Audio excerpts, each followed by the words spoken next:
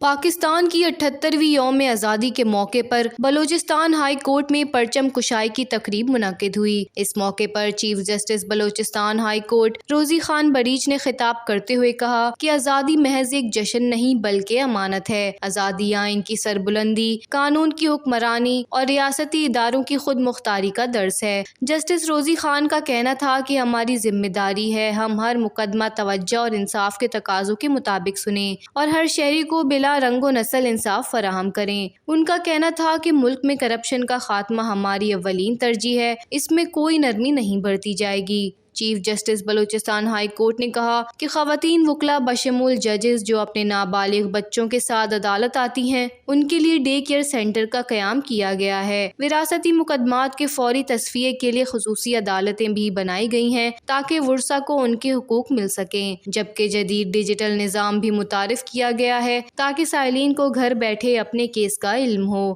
Chief justice Balochistan high court Rozi Khan breach نے مزید کہا کہ ہمارے اصل سٹیک ہولڈرز عوام ہیں۔ ہماری ذمہ داری ہے کہ ہر شہری کو فوری انصاف مہیا کریں۔ ہماری دعا ہے کہ اللہ پاک وطن کو امن و عدل کا گہوارہ بنائے اور اس کا پرچم ہمیشہ سر بلند رکھے۔